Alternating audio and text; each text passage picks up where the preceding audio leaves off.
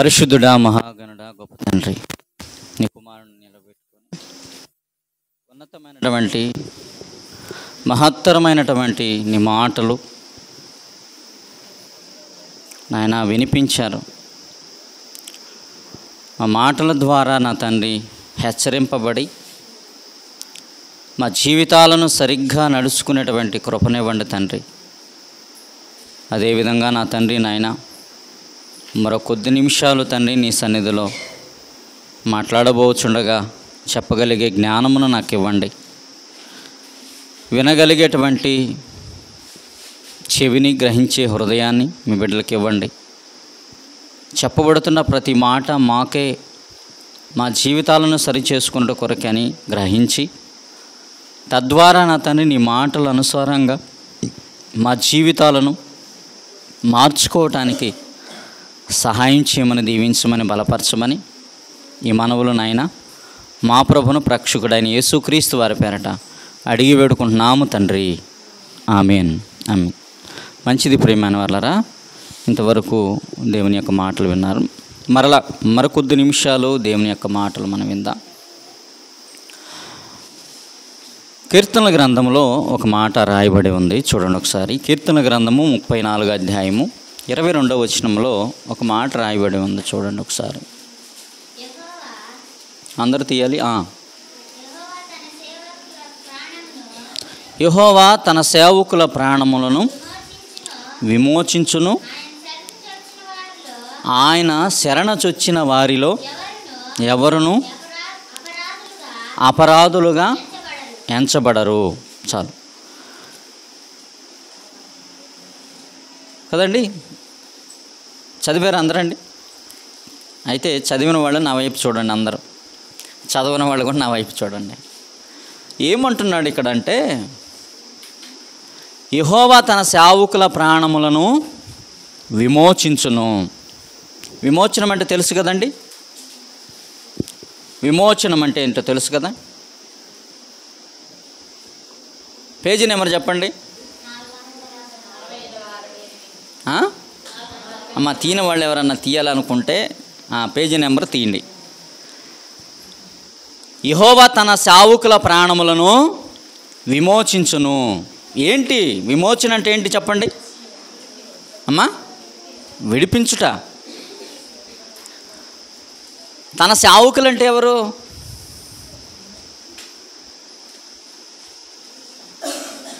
దావీదు అంటాడు కదా, అయ్యా నీ సేవకురాలి కుమారుడునైనా నన్ను అంటాడు. అర్థమైందా? నీ సేవకురాలు కుమారునైనా నన్ను అంటాడు దావీదు అంటాడన్నమాట. అంటే సేవకురాళ్ళు, సేవకులు ఉంటారన్నమాట దేవునికి. అంటే తన సేవకుల ప్రాణాలను విమోచిస్తాడని చెప్తున్నాడు.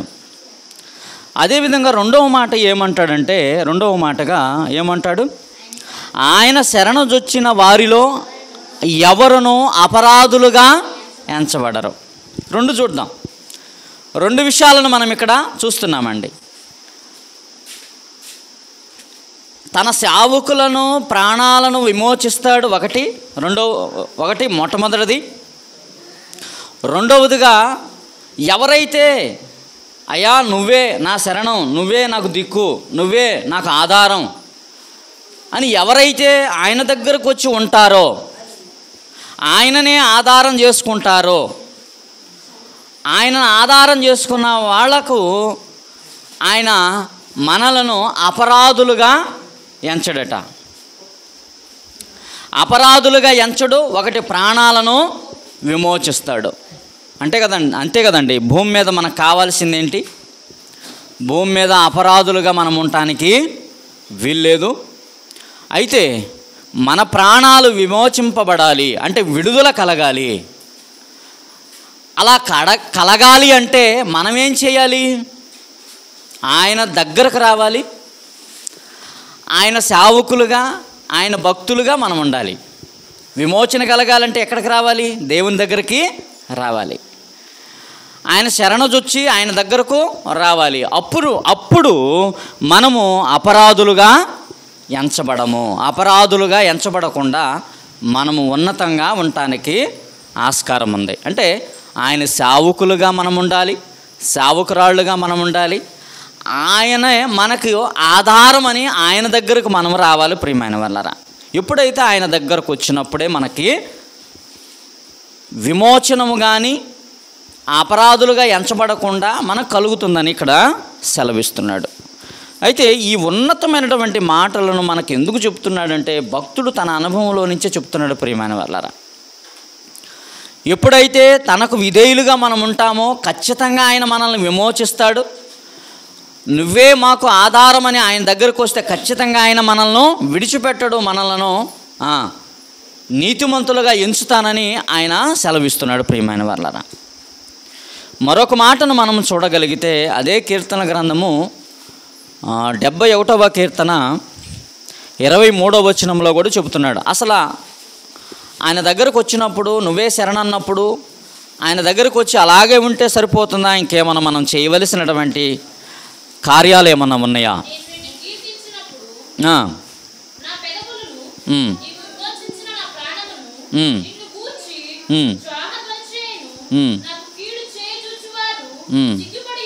చాలు, ఒక్క వచనం చాలమ్మా. నేను నిన్ను కీర్తించినప్పుడు నా పెదవులను నీవు విమోచించి ఉన్నావు. విమోచించిన నా ప్రాణములు నిన్ను గూర్చి ఉత్సాహధ్వని చేయను. ఎప్పుడైతే మనలను మన ప్రాణాలను విమోచిస్తాడో, విమోచించడం అంటే విడుదల కదండి. ఈనాడు చాలామందికి ఆయుష్ ఉంది, ఆరోగ్యం ఉంది, కానీ ఈ లోకాన్ని నుంచి దాటిపోతూ ఉన్నారు. ఎందుకంటే ఆశ్రయించవలసినటువంటి ఆయుష్ ఇచ్చేవాణిని ఆశ్రయించకుండా ఉన్నారు. ఎవరి శరణం దగ్గరకు రావాలో, ఎవరిని శరణనాలో, ఎవరిని ఆశ్రయించాలో తెలియక ఈ లోకంలో అర్ధాయుషుతోటి వెళ్ళిపోతూ ఉన్నారు. ప్రియమైన వాళ్ళరా, ఇది చూసినప్పుడు చాలా బాధాకరం. ప్రియమైన వాళ్ళరా, ఎప్పుడైతే ఆయన దగ్గరకు మనం వస్తామో, వచ్చినప్పుడు ఆయన విమోచించిన ప్రాణము ఏమని ఉచ్చరిస్తుందట? అక్కడ మనం చదువుతున్నాం, నేను నిన్ను కీర్తించినప్పుడు నా పెదవులను నీవు విమోచించిన నా ప్రాణమును నిన్ను గూర్చి ఉత్సాహధ్వని చేయను. అయ్యా, నా ప్రాణాన్ని నువ్వు విడిపించావు కదా, నన్ను రక్షించావు కదా, అందును బట్టే కదా నిన్ను నేను ఉత్సాహధ్వని నా పెదవులతో చేస్తున్నాను. నువ్వు విడిపించావు నా ప్రాణాన్ని. ఏమండి, చాలామంది దేవుడు తమ ప్రాణాలను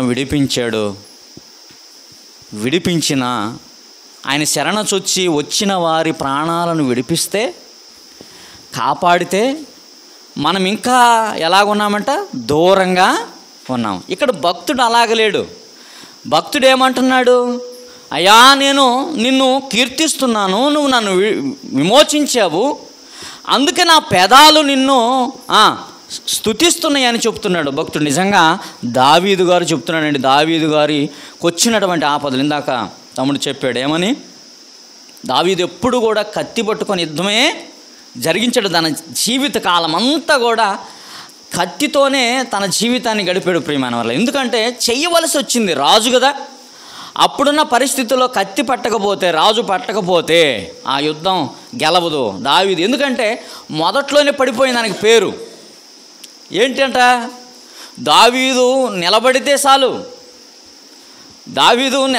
చాలు, వస్త్రాలు వేసుకొని నిలబడితే చాలు, అక్కడ యుద్ధం గెలిచాడు. ఎక్కడ గెలిచాడు? మొట్టమొదటిగా గొలియాతుని గెలిచే విషయంలో ఫిలిస్తీన్లు యుద్ధం సౌలు రాజుగా వచ్చినప్పుడే నిలబడగానే ఆ యుద్ధాన్ని జయించడానికి దేవుడు అధికారాన్ని ఇచ్చాడు. అందుకని దావీదు నిలబడితే చాలు అనుకుంటారు. యుద్ధంలో ఉంటే దావీదు ఉన్నాడు అంటే ఏ దేశానికైనా వణుకు పుట్టిపోయేదన్నమాట. అమ్మో, దావీదు ఉంటే యుద్ధం మనము గెలవలేము, ఎందుకంటే సామాన్యుడు కాదు, ఫిలిస్తీయుడు అంత ఎత్తు, ఇదిగో ఈ స్లాబ్ ఎత్తున్నవాడు, అటువంటి వాడినే తల నరికి అవతలేసాడు, మనమెంత అంటాడు. అందుకనే ధైర్యశాలి దావీదు. అయితే అలాంటి వ్యక్తికి ఆపదలు వచ్చినాయి ప్రియమైన వాళ్ళారా, ప్రాణం భయం అనేది వచ్చినప్పటికి అందులో నుంచి దేవుడు విడిపించాడు. ఎందుకంటే ఎప్పుడు కూడా నీవే నాకు శరణం, నువ్వే నాకు ఆధారం ప్రభువా, నిన్ను విడిచి నేను ఉండలేనని ఎప్పుడు తనను భక్తిపరంగా ఆయన ముందుకు వెళ్తా ఉన్నాడు చిన్ననాటి నుంచి కూడా. ఒక్క విషయంలో తప్ప, దాని గురించి మనం చెప్పుకున్నాం. అంటే ఎప్పుడైతే ఆయన దగ్గరకు మనం వస్తామో, ఆయన మాటలు వింటామో, ఆయనను శరణజొచ్చుతామో ఖచ్చితంగా మనకు ఆయన విడుదల దయచేస్తాడని మనం గ్రహించాలి. ఆయన నుంచి దూరంగా పోతే రక్షణ ఉండదండి కదా. చాలామంది తొలగిపోయిన వాళ్ళు ఉన్నారు, తొలగిపోయి ఆ రక్షణను కోల్పోయిన వాళ్ళు చాలామంది ఉన్నారు. నిజంగా కోల్పోలేదా? దేవుని నుంచి వేరైపోయి కోల్పోయారా లేదా? వద్దు నాకు ప్రభు అన్నాడు యోధ, వద్దన్నాడా లేదా? వద్దు నాకు ప్రభు, నాకేం కావాలి? వెండి నాణ్యాలు కావాలన్నాడు. వెండి నాణ్యాలు తీసుకున్నాడు. వెండి నాణ్యాలు తీసుకొని ఏమన్నా ఖర్చు పెట్టుకుంటుండ? ఒక్క నాణ్యమన్నా వెండి ఖర్చు పెట్టుకున్నాడా తన కోసం? ఒక్కటి కూడా ఖర్చు పెట్టుకోలేదండి. చివరకు ఆయన ప్రభువుని విడిచినందుకు ఏమైపోయాడు? తన ప్రాణం కోల్పోయాడు ప్రియమైన వాళ్ళరా. అందుకనే దేవుని దగ్గరకు రావాలి, మనం తన సేవకులుగా ఉండాలి, ఆయనే మనకు శరణమని ముందుకు కొనసాగాలి ప్రియమైన వాళ్ళరా. మరొక కీర్తనలో ఒక మాట ఉంది చూడండి, 103వ కీర్తన 4వ వచనం చూడండి ఒకసారి. ఇవన్నీ కూడా భక్తుల జీవితాల్లో నుంచి వచ్చినటువంటి అమూల్యమైనటువంటి సంగతులు ప్రియమైన వాళ్ళరా. ఏమంటున్నాడు చూడండి, సమాధిలో నుండి నీ ప్రాణమును విమోచించుచున్నాడు, కరుణా కటాక్షములను నీకు కిరీటముగా ఉంచుచున్నాడు. ఏం చేస్తున్నాడంట ఆయన? అవసరమైతే సమాధిలోకి పోయినా విమోచించేవాడు ఆయనే. అయితే మన మీద ఎలాంటి కిరీటాన్ని ఉంచుతున్నాడంటే కరుణా కటాక్షములనే కిరీటాన్ని ఉంచుతున్నాడంట. అంటే మన మీద తన కరుణ ఉంచుతున్నాడు ప్రియమైన వాళ్ళరా. మన మీద ఆయన కటాక్షం, తన యొక్క కటాక్షాన్ని మన మీద ఉంచుతున్నాడు. మనల్ని కాపాడటానికి ఆయన సిద్ధంగా ఉన్నాడని ఇక్కడ తెలియపరుస్తున్నాడు ప్రియమైన వాళ్ళరా. ఇంకా మనం చూడగలిగితే అదే కీర్తన గ్రంథము 9వ అధ్యాయము 10వ వచనములో కూడా ఉంది చూడండి ఒకసారి ఆ మాట. 9వ అధ్యాయము, యెహోవా నిన్ను ఆశ్రయించు వారిని నీవు విడిచిపెట్టువాడవు కావు, కావున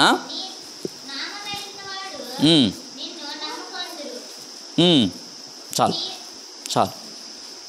ఏమంటున్నాడు ఇక్కడ? 10వ వచనం మనం చదువుతున్నాం కదా, యెహోవా నిన్ను ఆశ్రయించు వారిని నీవు విడిచిపెట్టువాడవు కావు. ఖచ్చితంగా మనము ఆయన్ని ఆశ్రయిస్తే ఆయన విడిచిపెడతాడా? మనిషి విడిచిపెడతాడేమో కదా, ఎవరైనా విడిచిపెట్టొచ్చేమో. మన బంధువులు విడిచిపెట్టవచ్చు, మన కన్న తల్లిదండ్రులు విడిచిపెట్టవచ్చు, సహోదరులు విడిచిపెట్టవచ్చు, అన్నదమ్ములు విడిచిపెట్టవచ్చు కదా, అత్తమామలు విడిచిపెట్టవచ్చు, ఎవరైనా విడిచిపెట్టవచ్చు. కానీ దేవుడు మట్టికి విడిచిపెట్టడు. తన దగ్గరకు వచ్చిన వాళ్ళను, తన యొక్క భక్తులను ఆయన విడిచిపెట్టను అంటున్నాడు ప్రియమైన వాళ్ళరా. బంధువులు విడిచిపెట్టి దూరంగా పోతారేమో, మన స్థితిగతులను చూసి,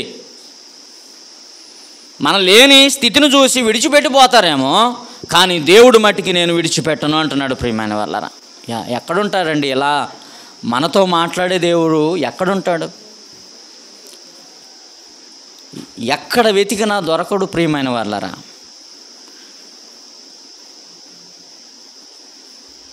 ఒక్కొక్కసారి మనం ఏమనుకుంటామంటే ఎందుకు ఈ బ్రతుకు అనుకుంటుంటాం ఒక్కోసారి. అంటే వచ్చే శ్రమలను బట్టి, కుటుంబ పరిస్థితులను బట్టి, లేదు ఏదైనా కావచ్చండి, ఆ సమస్య ఏదైనా కావచ్చు. మనిషి అన్నాక సమస్యలు అనేవి సర్వసాధారణం ప్రియమైన వాళ్ళరా.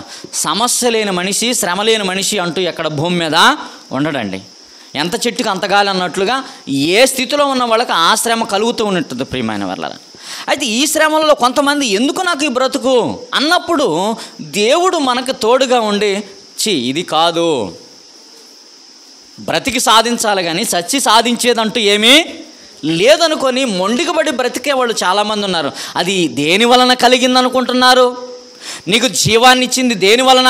ప్రభు లేఖనాల వలన, ప్రభు యొక్క మాట వలన నీకు దేవుడు మరొక జీవితాన్ని ఇవ్వటానికి సిద్ధంగా ఉన్నాడు. అందుకనే ఇక్కడ అంటున్నాడు కదా, ఏమంటున్నాడు? మనం చదువుతున్నాం కదా, యెహోవా నిన్ను ఆశ్రయించు వారిని నీవు విడిచిపెట్టువాడవో కావున నీ నామం ఎరిగిన వారిని నీ నామం ఎరిగిన వారు నిన్ను నమ్ముకొందురు. ఎవరైతే ఆయన నామాన్ని తెలుసుకుంటారో, ఆయన గుర్తిస్తారో, ఖచ్చితంగా ఆయన నమ్ముకుంటారంట. ఆయన గుర్తించకుండా ఎవరు కూడా ఆయన నమ్ముకోరు. ప్రియమైన వారలారా, మనకు విడుదల దయచేసేది ఆయనే. ఇంకొక మాట అంటున్నాడు 84వ కీర్తనలో కూడా మాట్లాడుతున్నాడు. చూడండి ఒకసారి, 84వ కీర్తన 11వ వచనంలో మాట్లాడుతున్నాడు. చూడండి ఒకసారి. దేవుడైన యెహోవా సూర్యుడును కేడమునై ఉన్నాడు.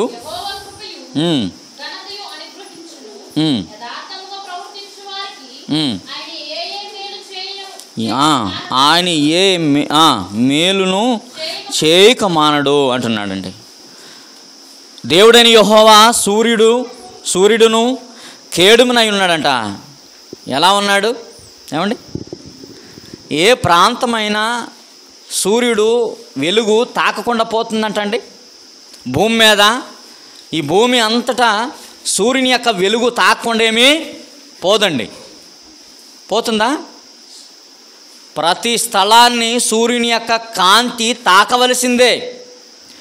అప్పుడు ఖచ్చితంగా మనకి తన వెలుగు అనేది కలుగుతుంది. అందుకనే దేవుడు ఎలాగున్నాడంటే సూర్యుడై ఉన్నాడు, కేడుమై ఉన్నాడు. కేడుమంటే మనకు అడ్డంగా నిలబడ్డాడంట. ప్రియమైన వాళ్ళ అంటే శ్రమల నుంచి విడిపించటానికి ఆయన అడ్డంగా నిలబడ్డాడని మనకి. అంటే ఇంకా మనం చదవగలిగితే ఏమంటున్నాడు ఇంకా ఆయన? యెహోవా కృపయు ఘనతయు అనుగ్రహించును. కృప అనుగ్రహిస్తాడు, నీకు ఘనత కూడా అనుగ్రహిస్తాడు. కృప ఘనతయు కూడా అనుగ్రహిస్తాడు. యథార్థంగా ప్రవర్తించు వారికి ఆయన ఏ మేలును చేయక మానడు. ఖచ్చితంగా ఆయన నమ్ముకున్న వారిని, ఆయన ఆశ్రయించే వారిని ఖచ్చితంగా మేలు చేయక మానడు అని, నాకు ఏ మేలు లేదని తొలగిపోయిన వాళ్ళు చాలామంది ఉన్నారు. ఏమండి, నాకు ఇంత మటుకు మేలు చేయలేదు. కొంతమంది అయితే దేవుని సన్నిధానానికి వస్తేనే నాకు తలకాయ నొప్పి పుడుతుంది, ఇంటికాడ కొనుక్కుంటేనే హాయిగా ఉంది అనుకునే వాళ్ళు చాలామంది ఉన్నారండి. దేవుని సన్నిధానానికి వస్తేట తలకాయ నొప్పి, కాళ్ళు నొప్పులు కదా, జ్వరం. కానీ ఇంటి దగ్గర ఉంటే అన్నీ సరిగ్గా ఉంటున్నాయంట. అంటే అర్థం ఏంటి? ఈ లోకపు సుఖం కోరుకుంటున్నారు కానీ పరలోకపు నిత్య అనుభవాన్ని కోరుకోవట్లేదు. ప్రియమైన వాళ్ళారా, ఆ నిత్య అనుభవాన్ని కోరుకోవటానికి సిద్ధపడతలేదు మనుషులు. ఎందుకని అంటే ఈ లోకములో ఉన్న దాన్ని అంతా ఆశ్రయించడానికి మనిషి ఆశపడుతున్నాడు, కానీ ఆ రాబోతున్నటువంటి మహిమను దేవుడు ఇస్తానని చెబుతుంటే ఎవ్వరు కూడా అది పట్టించుకోవట్లేదు. ప్రియమైన వాళ్ళరా, అందుకనే రోమిలికి రాసిన పత్రికలో మాట్లాడతాడు దేవుడు. ఎవరు మనకు నిత్య జీవం ఇచ్చేది, ఎవరు మరణం నుండి విడుదల దయచేసేది, ఎవరు మనకు శిక్ష విధించేది, ఎవరు అనేది సంగతులను అక్కడ చెబుతున్నాడు. 8వ అధ్యాయం 31వ వచనంలో చెప్తున్నాడు. చూడండి, ఇట్లుండగా ఏమందుము దేవుడు మన పక్షమునుండగా. ఏమండి, ఇక్కడ చాలామంది అంటున్న మాట, అయ్యా నాకు అది బాగులేదు ఇది బాగులేదు అన్నప్పుడు మనం ఇక్కడ ఆలోచించవలసినటువంటి విషయం ఏంటంటే, దేవుడు మన పక్షానుంటే విరోధి ఎవడు? ఇంకా ఏమండి, దేవుడు మన పక్షాన ఉంటాడు. మన పక్షాన ఉన్నప్పుడు విరోధి అంటూ ఎవరైనా ఉంటారా? దేవుని మించినటువంటి శక్తి అంటూ ఇంకేమైనా ఉందా భూమి మీద? ఆయన రక్షించడానికి, శిక్షించడానికి సమర్థుడు. ఆ సమర్థుడైనటువంటి దేవుడు నీ పక్షాన ఉన్నప్పుడు ఖచ్చితంగా నువ్వు భయపడాల్సిన అవసరము లేదు. అందుకని ఇక్కడ అంటున్నాడు, ఆయన మన పక్షమునుండగా మనకు విరోధి ఎవడు అంటూ ఇంకా మాట్లాడుతున్నాడు. చూడండి, తన సొంత కుమారుని అనుగ్రహించుటకు వెనుక తీయక మనందరి కొరకు ఆయనను అప్పగించిన వాడు చూడండి ఏమంటున్నాడు చూడండి ప్రియమైన వాళ్ళారా, ఆయన తన సొంత కుమారుని అనుగ్రహించుటకు వెనుతీయక మన అందరి కొరకు ఆయనను అప్పగించిన వాడు. ఆయనతో పాటు సమస్తమును మనకెందుకు ఎందుకు అనుగ్రహించడండి? మనకి ఎందుకు ఆయుష్ ఇవ్వడు? ఎందుకు ఆరోగ్యం ఇవ్వడు? ఖచ్చితంగా ఆయన మనల్ని దీవించడానికి సిద్ధంగా ఉన్నాడు. అయితే నువ్వు ఆయన భక్తుడుగా, ఆయన భక్తురాలుగా, లేకపోతే ఆయన సావుకుడుగా, ఆయన సావుకురాలుగా ఆయన శరణజొచ్చి ఆయన దగ్గరకు వస్తావా? వస్తే ఖచ్చితంగా తన సొంత కుమారుణ్ణే బలిగా ఇవ్వటానికి ఇష్టపడ్డాడు లోకం కొరకు. అయితే ఇంకా అంతకంటే ఎక్కువైనవి నీకు ఇవ్వటానికి ఆయన సిద్ధంగా ఉన్నాడు ప్రియమైన వాళ్ళారా. తన కుమారునే ఇచ్చాడు, అంతకంటే గొప్పది ఇంకేముంటుంది? ఇదిగో ఇంకా మిగతావన్నీ కూడా నీకు ఇవ్వటానికి ఆయన సిద్ధంగా ఉన్నాడు. అయితే ఆయన శరణజొచ్చి ఆయన దగ్గరకు రావాలి. ఆయన దాసుడుగా, ఆయన దాసురాలుగా నువ్వు మార్చబడాలి. అప్పుడు ఖచ్చితంగా ఆయన నీకు మేలు చేస్తాడు, నీకు విమోచనము కలుగు చేస్తాడు ప్రియమైన వాళ్ళరా. ఇంకా మనం మాట్లాడుతూ ఏమంటాడు చూడండి 33వ వచనం, దేవుని చేత ఏర్పరచబడిన వారి మీద నేరం మోపువాడెవడు? నీతిమంతులుగా తీర్పు తీర్చువాడు దేవుడు. ఎవడండి మన మీద నేరాలు మోపేది? ఎవరు మన మీద నేరాలు మోపేది? చాలామంది నేరాలు మోపుతూ ఉంటారు. ఎవరు నేరాలు మోపుతారు? ఏ నేరాలు మోపడానికి వీలు లేదండి. ఎందుకంటే మనల్ని పరిశుద్ధుడుగా, నీతిమంతులుగా మార్చేది ఎవరంటే దేవుడే. అక్కడ అంటున్నాడు కదా, ఏమంటున్నాడండి? దేవుని చేత ఏర్పరచబడిన వారి మీద నేరం మోపువాడెవడు? నీతిమంతులుగా తీర్పు తీర్చువాడు దేవుడే. ఎవడండి? మన మీద నేరాలు మోపినంత మాత్రాన మనం అపరాధులుగా మార్చబడం. దేవుడే మనలను నీతిమంతులుగా మార్చి తీర్పు తీర్చువాడు ఆయనే, దేవుడే మనకు. ఒకవేళ ప్రజలు అనొచ్చు, ఎవరైనా ఎన్నైనా అనొచ్చు, కానీ మనలను నీతిమంతులుగా తీర్పు తీర్చేది మట్టికి ఆయనే. మనము భయపడతా ఉంటాం, దేవుని దగ్గరకు రావటానికి ఇష్టపడం ప్రియమైన వాళ్ళరా. కానీ నిన్ను నీతిమంతుడుగా తీర్పు తీర్చేది ఎవరంటే దేవుడు నీకు తోడుగా ఉన్నాడు. ఆయన దగ్గరికి రావాలి. ఖచ్చితంగా ఆయన దగ్గరకు వచ్చినప్పుడు మనకు విమోచనం అనేది కలుగుతుంది. ఆయన శరణజొస్తే ఏ మేలు చేయకుండా ఆయన మరిచిపోయే దేవుడు కాదు. ఖచ్చితంగా ఆయన దగ్గరకు రావాలి, ఆయన మేలును మనము అనుభవించాలి. ఇంకా ఏమంటున్నాడు? శిక్ష విధించువాడెవడు? చనిపోయిన క్రీస్తు యేసే. అంతే కదా, అంతేకాదు మృతుల్లో నుండి లేచిన వాడు మన కొరకు విజ్ఞాపనము చేయుచున్న ఆయనే. క్రీస్తు అంట. ఎవరు? చనిపోయినటువంటి క్రీస్తు యేసు మనకు శిక్ష విధిస్తాడట. కానీ ఆ శిక్ష విధించకుండా మన అందరము మార్పు చెందాలని మన పక్షమున పరలోకమందు దేవుని దగ్గర విజ్ఞాపనం మన కోసం చేస్తున్నాడంట ప్రభువు. ఏమంటే మన పక్షాన ఆయన విజ్ఞాపనం చేస్తూ ఉన్నాడంట ప్రియమైన వాళ్ళని. ఎందుకంటే నువ్వు తన సేవకురాలుగా, తన సేవకుడుగా మార్చబడాలని, నువ్వు ఉన్నతమైనటువంటి జీవితాన్ని పొందాలని, నిత్య జీవాన్ని చూడాలని, నిత్య జీవం పొందాలని, ఆ ఉన్నతమైనటువంటి శాశ్వత లోకాన్ని నువ్వు చేరాలని ఆయన మన పక్షాన విజ్ఞాపన చేస్తూ ఉన్నాడు ప్రియమైన వాళ్ళరా. ఎవరు? మన ప్రభు అయిన యేసుక్రీస్తు వారండి. ఆయన శరణజొచ్చి ఆయన దగ్గరకు రావాలి. ఖచ్చితంగా ఆయన మీరు అంగీకరించాలి ప్రియమైన వాళ్ళరా. అంగీకరించినప్పుడు ఆయన చేసే మేలు నిజంగా ఈ లోకంలో ఎవరికి శ్రమలు రావా? భక్తులకైనా శ్రమలు, మిగతా లోకంలో ఉన్న వాళ్ళకి శ్రమలు లేవా? వాళ్ళకి లేవు, వీళ్ళకి వస్తాయి అంటే అది వేరే విషయం ప్రియమైన వాళ్ళరా. భూమి మీద మనిషి అయినాక ప్రతి ఒక్కళ్ళకి శ్రమ వస్తుంది.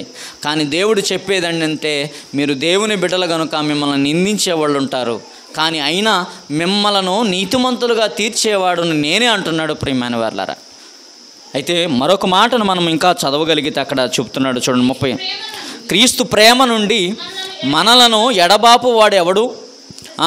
శ్రమ అయినను, బాధ అయినను, హింస అయినను, కరువైనను, వస్త్రహీనత అయినను, ఉపద్రవమైనను, ఖడ్గమైనను మనలను ఎడబాపున. క్రీస్తు ప్రేమ నుండి మనల్ని ఎడబాపేది ఏంటంటే, మనం నిజంగా ఆయన ఆశ్రయిస్తే, ఖచ్చితంగా ఆయనలో మనం ఉండగలిగితే ఏ ఉపద్రవం మనల్ని ఎడం చేస్తుంది, లేకపోతే ఏ ఖడ్గం ఎడం చేస్తుంది, లేదా ఏ శ్రమ, ఏ బాధ, ఏ హింస మనలను కరువైన, ఏ దాని నుండి మనం దేవుని ప్రేమ నుండి విడుదల పొందలేం ప్రియమైన వాళ్ళారా. ఎందుకంటే ఆయన శరణు చూస్తే ఖచ్చితంగా ఆయన ఏ స్థితిలోనైనా నిన్ను విడిచిపెట్టడు. ఆయన ఖచ్చితంగా నిన్ను ఆదరించడానికి సిద్ధంగా ఉంటాడు, నిన్ను కాపాడటానికి సిద్ధంగా ఉన్నాడు. అయితే నువ్వు ఆయన దగ్గరకు వస్తావా?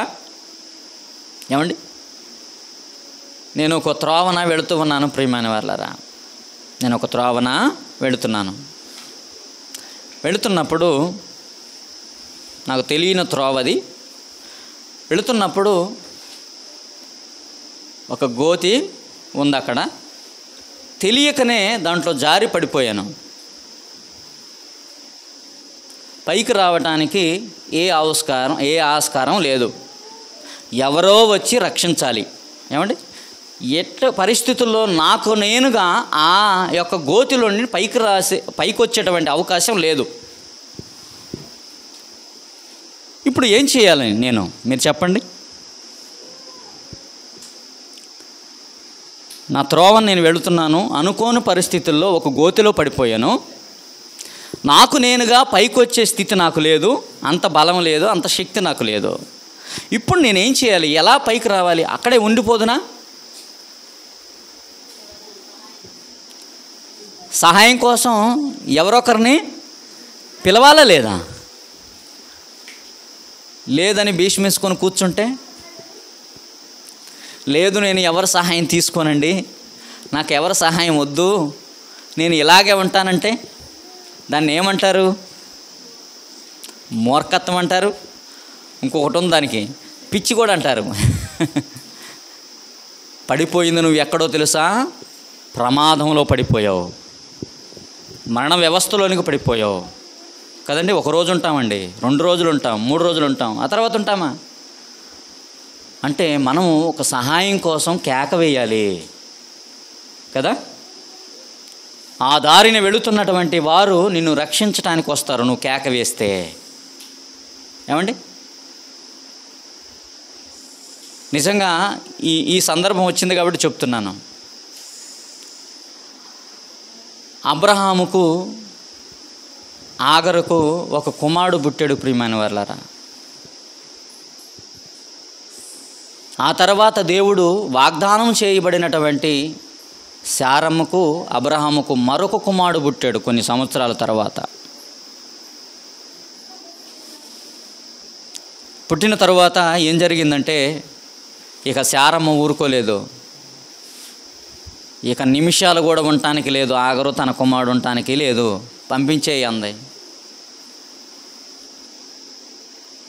అంటే ఇక అబ్రహాము ఏమనుకున్నాడో ఏమో, దుఃఖపడ్డాడు. మొత్తానికి నువ్వు ఉండొద్దు, వెళ్ళిపోవమన్నాడు.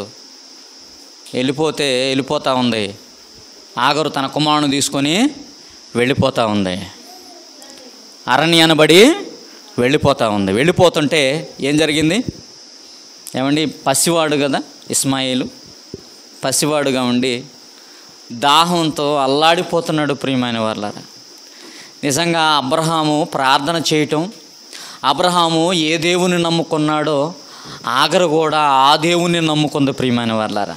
మీరు ఆలోచించండి, ఐగుప్తురాలైనప్పటికీ, విగ్రహ ఆరాధనలో నుంచి వచ్చినప్పటికీ అబ్రహాము ఏ దేవుణ్ణి, జీవం కలిగిన దేవుణ్ణి నమ్ముకుందో ఆగరు కూడా ఆ దేవుణ్ణి నమ్ముకుంది. అప్పుడు కేక వేసి అడుగుతుంది, అయ్యా నా కుమారుడు దప్పికతో అల్లాడిపోతున్నాడయ్యా, వానికి సహాయం చేయి, బాలుడుగా ఉన్నాడయ్యా అన్నప్పుడు దేవుడు తన దూతను పంపించి తన దాహం తీర్చి కదా, నువ్వును అబ్రహాము సంతానమే, నీలో నుండి రాజులు రప్పిస్తాను, తిరుగులేని వంశంగా ఉంటారని. ఇప్పుడు అరబ్ కంట్రీస్ అంతా కూడా ఇస్మాయిలీలే ప్రియమైన వాళ్ళరా. వారున్న ప్రదేశంలో మొత్తం బంగారమే, పంట లేదండి. పుచ్చకాయ పండాలంటే పండదు అక్కడ. బంగారం, పెట్రోలు కదండి, విలువ కలిగిన అన్నీ వాళ్ళ దగ్గరే పెట్టాడు దేవుడు. దేవుని యొక్క ఆశీర్వాదం అలాగుంటుందండి. నిజంగా వాళ్ళు వేసుకున్న బంగారం మనం వేసుకోలేం ప్రియమైన వాళ్ళరా. మనం మొయ్యలేం కూడా. కేజీలు బంగారం వేసుకుంటారంటే వాళ్ళు. దేవుని యొక్క దీవెన అలాగుంటుంది ప్రియమైన వాళ్ళరా. ఆగరు ఏం చేసిందో తెలుసా? తాను ప్రదేశంలో, తను అరణ్యంలో ఉండి దేవుణ్ణి కేక వేసింది. అంటే నువ్వు ఇరుకున ఉన్నప్పుడు, ఇబ్బందులో ఉన్నప్పుడు ఖచ్చితంగా దేవుణ్ణి ఆశ్రయించు. ఆయన ఖచ్చితంగా తన మేలును నీకు చూపిస్తాడు.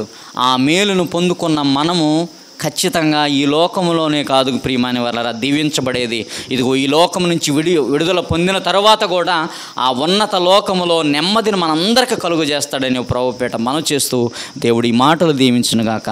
ప్రార్థన చేసుకుందాం. దేవా తండ్రి, ప్రభా పరిశుద్ధుడ, మహాగణుడ, గొప్ప తండ్రి, ఆశ్చర్యకరుడ, ఆలోచనకర్త, నీకు వందనములు, స్తుతులు, స్తోత్రములు తండ్రి. ఉన్నతుడ, శక్తిమంతుడ, సర్వాధికారి, ఆశ్చర్యకరుడ, ఆలోచనకర్త, నీకు వందనాలు ప్రభా. ఇంతవరకు నీ మాటలను వివరించారు, అందును బట్టి వందనాలు, స్తుతులు, స్తోత్రములు చెల్లిస్తున్నాం ప్రభా. ప్రేమ కలిగిన దేవా, దయగలిగిన తండ్రి, ఆశ్చర్యకరుడ, నీ శరణొచ్చిన వారిని విడవవు ప్రభా. నీ యందు భయభక్తులు కలిగిన వారిని, నీ సావుకులను, నీ సావుకురాళ్లను ప్రభా ఎవరిని విడిచిపెట్టు దేవుడువు కాదు ప్రభా. అయితే నీ దగ్గరకు వచ్చిన వారిని నాయనదిగో తండ్రి అపరాధులుగా ఎంచక నీతిమంతులుగా ఎంచువాడవు నీవే. మాకు తోడుగా ఉన్నాడు మా ప్రభు రక్షకుడు యేసుక్రీస్తు వారు. ఇదిగో నా తండ్రి నాయన, ఆయన అనుగ్రహించు కృప ఏ పరిస్థితి అయినా మమ్మల్ని విడవక మమ్మల్ని నా తండ్రి కాచేవాడు, కాపాడేవాడు మా ప్రభు రక్షకుడని యేసుక్రీస్తు వారిని నమ్ముతున్నాం, విశ్వసిస్తున్నాం. ఇంతవరకు నీకు దూరంగా ఉన్నామా ప్రభా? అయితే ఆయనకు దగ్గరగా నా తండ్రి మేము ఉండునట్లు, ఆయన శరణజొచ్చిన తండ్రి కొదువైనటువంటి మేలును మేము పొందుకున్నట్లు సహాయం చేయమని దీవించమని యేసుక్రీస్తు వారి పేరటి మనవులను అడిగి వేడుకుంటూ మీకే స్తుతులు చెల్లిస్తూ ఉన్నాము తండ్రి. ఆమెన్.